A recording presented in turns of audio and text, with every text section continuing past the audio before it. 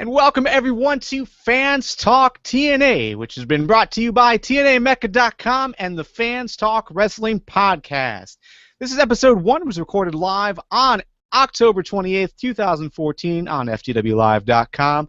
Fans Talk TNA is a short conversation about what happened this week in TNA, as well as what we can look forward to, and you can get it exclusively on TNAMecca.com. My name is Garvin. And I'm joined tonight by Nick. Say hello, Nick. Hello, Nick. Man, this is actually really cool. This is our first time doing this show on TNAMecca.com. So definitely want to shout out to everyone over there, Chris Regal, everyone. You guys have been so supportive. There was a blog post posted about 2 weeks ago, hyping up the idea that once again we were going to get TNA specific podcast out there, and it's really cool to finally be able to put that into motion. So again, thanks for the opportunity. Thank you so much for being so supportive, all the readers over there. Now, while we've already got tonight's episode mapped out, you can reach out to us on TNAMecca.com as well as in the comments on our YouTube channel about things you'd like us to discuss in the next edition. So again, this is going to be a short conversation between 5 and 15 minutes. So let's get right into it. We started a new tournament this week to decide the #1 contender for the Tag Team Championships. We've got the Hardys going over Jesse and DJ Zema, Low Key and Samoa Joe partnering up. They went over Sam Shaw and Gunner. EC3 and Tyrus partnered up to take out Rockstar Spud and EY, Kenny King and MVP over Anderson and Chris Melendez. So out of all these teams, Nick, who are you most excited about? I'm kind of excited about EC3 and Tyrus just because I want to see how that dynamic continues to work out. I think Tyrus is an underrated wrestler, and we all know EC3's got skills for days. So that should be an interesting team to watch. There's also the obvious answer of the Hardys. I think they did some new stuff, or at least some stuff that we hadn't seen in a while in their match with the Bromans. So I think they're the obvious favorites for this one. And really, there's not a bad team moving forward. Low Key and Samoa Joe, that's a huge team in a lot of different ways, actually. And MVP and Kenny King have got a really nice dynamic going on, too. So this should be really interesting moving forward. Definitely agree. I think there's a lot of cool teams here. Again, we saw the Hardys, and it's really nice to see them working so well together. Obviously, we're all aware of the last time Matt Hardy was in TNA, and just to see him bounce back and finally get into a spot where, we can start talking positively about him again. I think that's fantastic. Him partnering up with Hardy for the little triple threat round robin tournament that they had a few weeks ago, I thought was fantastic. So yeah, I'm excited to see what the Hardys can do.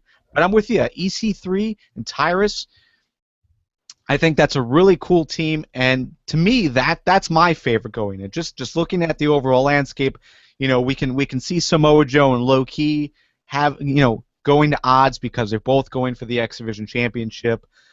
Kenny King and MVP seem to be somewhat distracted because Lashley is like the guy in that group. So yeah, to me, EC3 and Tyrus, I'm most excited about those guys. They've got the most potential for sure. And really, that was the huge thing that happened this week. I think like the most exciting thing that happened this week was the start of this tournament. We had 4 matches in total. It started with 8 teams. Now we're down to 4. So this week we're going to see the continuation of that tournament. It's going to be the Hardys versus EC3 and Tyrus, and Samoa Joe and Low Key versus Kenny King and MVP. So 2 really stellar matches. We're also going to get Madison, Rayne, and Terell partnering up to take on the Beautiful People, which should be rather interesting. It's kind of odd that we're going away from matches against Havoc. It seems like there's other things going on in the Knockouts division other than the title race. But honestly, the main title race, I think the main title race we're all looking forward to is Lashley versus Bobby Roode. In this last week on TNA, we saw the contract signing. Kurt Angle announced that he was going to be the special referee. So, Nick, the question is very simple. We will only have a few weeks left of TV in 2014. Would you rather see Bobby Lashley retain and be your champion heading into 2015, or do you want to see Bobby Roode be the guy in 2015? I really want Roode to be that guy. I think that's where they're going as well. I do believe we're going to have a TNA original holding the belt going into the new year. And I don't think you could really do otherwise, really. Given that Roode's already faced Lashley a couple times already and failed, you can argue shenanigans and interference, and Roode got injured during the matches and all kinds of other variables. This time, now that we've got Angle as guest referee, that's really going to lock things down. It's going to put a damper on any kind of interference that Kenny King and MVP might offer. There's still the question of injury, like TNA's hyping up. Will Roode be 100% by the title match this week?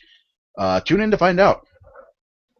But I think this will be where Roode finally goes over Lashley, and it's a long time coming, I think. Yeah, overall, I think I've been pretty happy with Bobby Lashley's run as champion. The guy has looked great. He's the only downfall with his run is he hasn't been the main voice. It's always been MVP talking for him, and we've seen like some awkward interactions between the two where it's, especially this week where Lashley was totally disregarded MVP's plea of not signing the contract and just went for it, signed the contract for this match. Do you see anything happening with that? Do you see maybe MVP, putting the sword to Lashley basically for disobeying him? I don't know. That is a really good question, because on the one hand, you could see MVP trying to cling to Lashley in order to remain relevant, in order to retain power. He might see Lashley as the best way to gain and retain that. On the other hand, they kind of hinted at it where the only reason MVP backed Lashley was because he got hurt. And that was the best way he had available to him to get that sort of power. But now he's healthy. So, yeah, TNA could go a couple different ways with this. I kind of do want MVP to remain Lashley's advocate, though. I really like that dynamic. It's very similar to what's going on in the WWE with Heyman and Lesnar.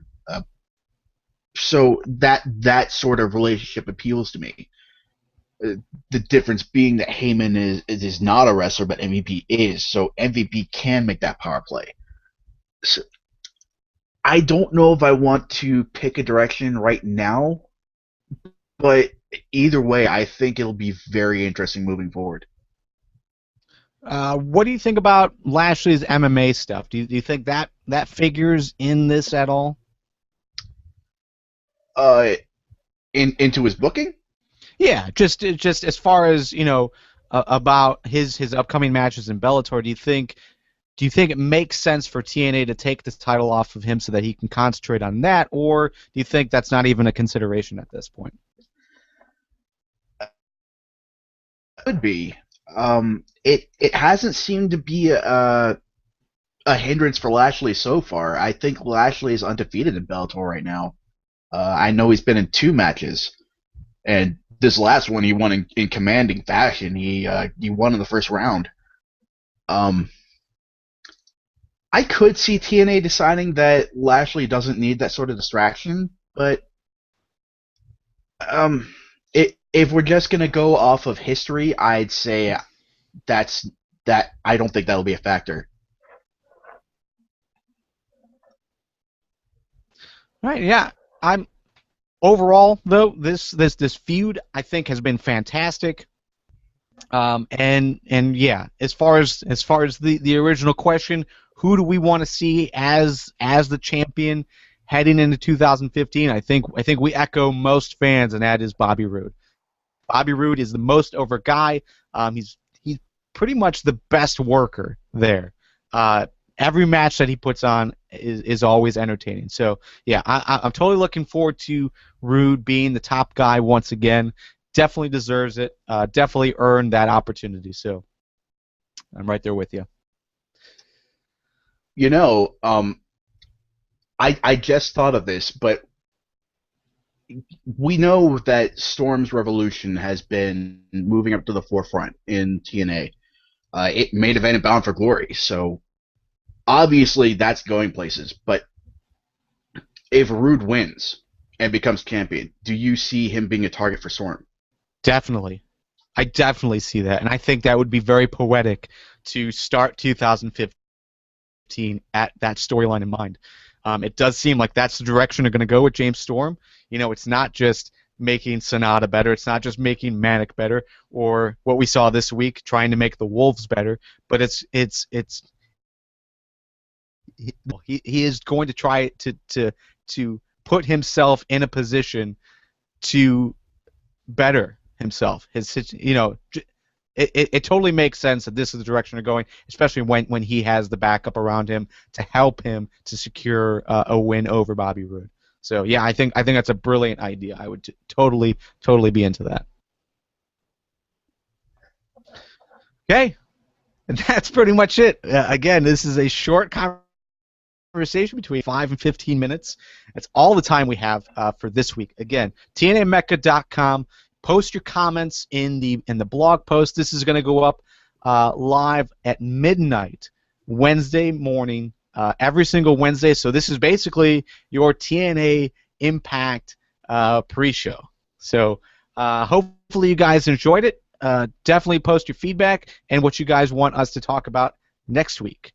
Once again, this is Fans Talk TNA and has been brought to you by TNA Mecca and FTWpodcast.com. For Nick, my name is Garvin saying goodbye. We'll see you again first thing next Wednesday here on TNAMecca.com. Enjoy tonight's Impact.